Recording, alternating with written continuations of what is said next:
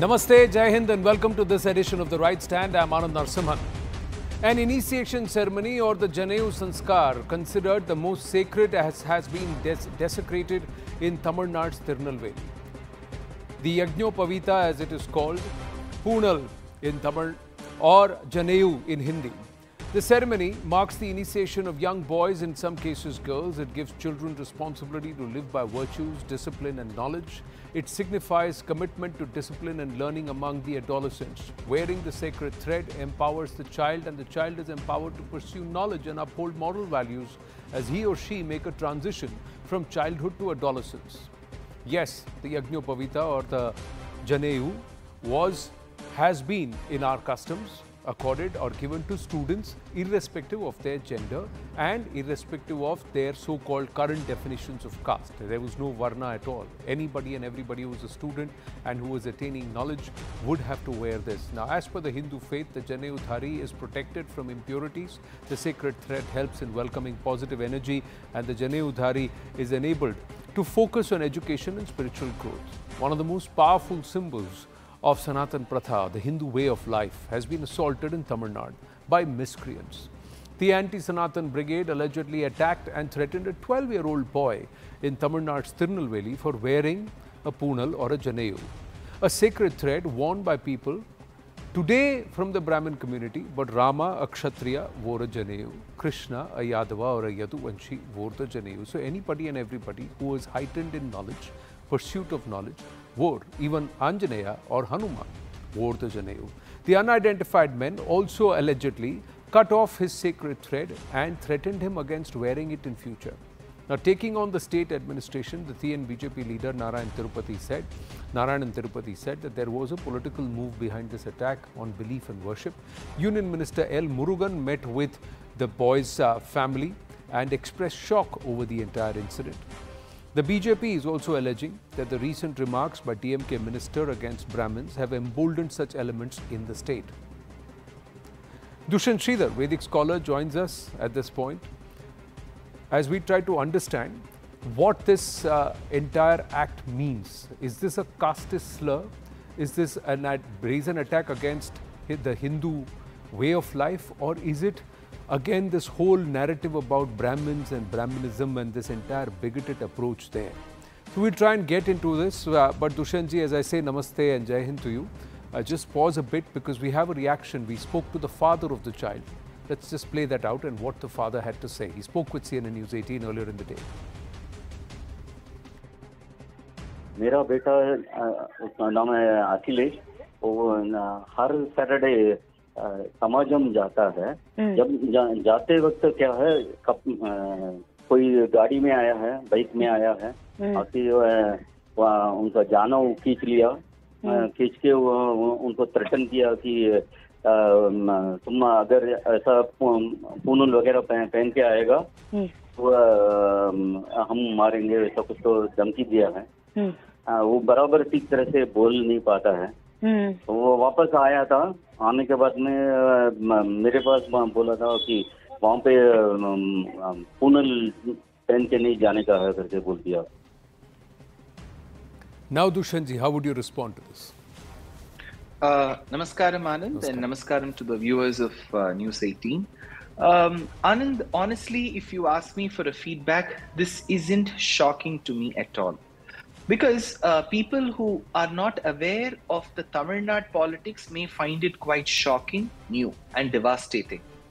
People who have known the Tamil Nadu politics and how it has been nourished and how it has been in the last 70, 80 years will know that from 1940s, 50s and 60s when E.V. Ramaswamy Nayakar, who is hailed as Periyar by his followers, he has made many statements to the effect, they are all there in the public light, stating that if he tells his followers, if you see a snake, if you spot a snake and if you spot a Brahmin, don't kill the snake, kill the Brahmin.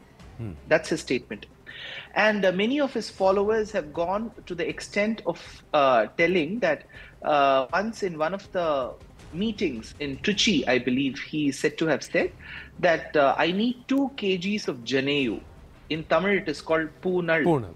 Whereas this Poonal, which is Janeu, the sacred thread, he said, I need 2 kgs of this. So typically one may be about 20 or 30 grams.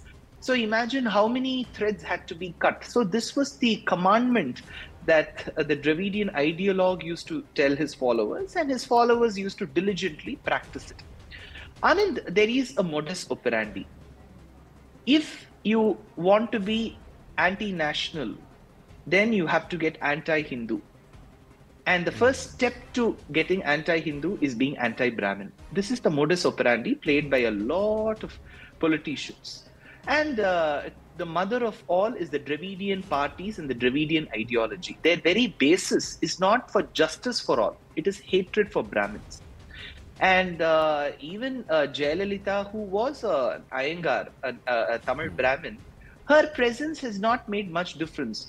And so this boy's Janeu being cut is of course very shameful, but it isn't shocking, because this is the reality. Today, Anand, News 18 makes this an issue and tells this to people. Who were there to tell people's rantings and their problems in 1960s and 70s? Like the Kashmiri Hindus, Tamil Brahmins have also faced persecution in a different way. It may not have been overnight. It may not have been over a sword and a scabbard. It may not have had a shield and a gun. But there are various ways that you can pull down a community, pull down a human being, by making caste slurs, by calling one an Echa Parthasarathi, Parpa, Adikano. So these are the words. I'm sure those of them from the other parts of the country who may not understand Tamil should understand that these words are not even translatable and not worthy of translation. So the community has bore the brunt for no reason. Why should a child who's born in 2020 take the brunt of all of this? But this is the scenario. And the irony is, such people will be the ones who will be the flag bearers of social justice, etiquette, where nothing serves them. So this boy's Janeu being cut may be new to the people of the rest of India, but this has been happening from the 1950s and 60s, and it doesn't come as a shocking incident to me at all. No, to where it was made a wrong thing or a bad thing to do. Now we saw some shocking videos that emerged from Bangladesh flood situation, where the Bangladeshi Hindus, their Poonal was being snapped by certain groups, Islamist groups, who said, you first convert, give shun this away, then we'll rescue from flood situation. This is happening in broad daylight in Tamil Nadu, in our own country, at a time from a place where the seat of knowledge and this whole aspect. Do you believe that Brahmins are under threat today on this entire caste slur, this bigotry right now? And across, in Tamil Nadu, it's 4% Brahmins, the population. Across the country, it's less than 4% of Brahmins. But why is it that this has become such a big narrative? If I would 40% Dalits yes, have reservation, Brahmins have nothing. 4% Brahmins have nothing. If I would say, Anand, saying yes to your question, because you asked, are Brahmins under threat? And if I say, just in case I say yes, you know what people will comment and pass? This guy is trying to create unnecessary havoc and misery in the minds of people. So my answer would be, threat is, people assume threat means taking the sword and bringing it near your neck. No.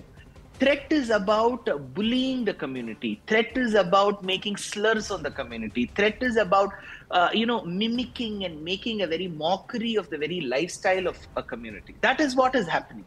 So, and that will happen over a period of time. People either get used to it, or people who are extremely affected of it migrate. And that's what they want. And when you made mentions about Bangladeshi Hindus, Janeu and all of that being cut, I'm sure those miscreants who would have done it would have watched some videos of E.V. Ramaswamy Nayakar or Periyar and would have got inspiration. Even if they don't know the language, they can understand the physical act. Because one of the earliest persons to have inspired, and I'm sure the rest of the country should know, there is one ceremony called Yajur Upakarma, yes, which is celebrated every year. There is a Rig Upakarma, there is a Sama Upakarma. And you know what will be the posters across the walls in Tamil Nadu? The rest of the Bharatiyas should know. They will keep the picture of a wild boar or a country boar, and they will put a Janeu to it, stating that people who wear these Janeus are nothing but boars. I don't mind being called a boar because it was Paramatma who took the form of Varaha. I have no problem because every animal has its reason and purpose.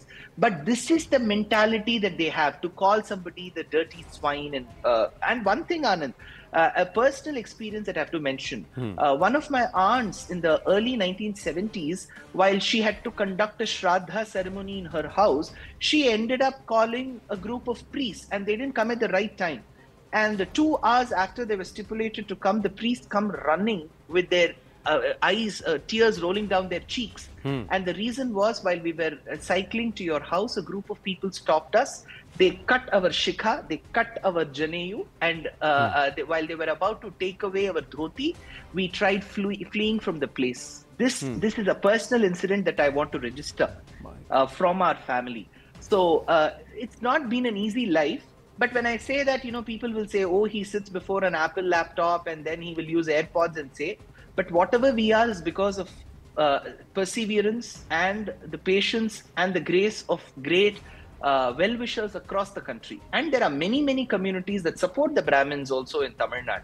That is not to be denied. But the political settlement has never been charitable towards this community. But that is to be registered and that is to be noted. Someone who was a Brahmana, a man or a woman, was never supposed to be a caste or this one. They were all supposed to be students in pursuit of knowledge.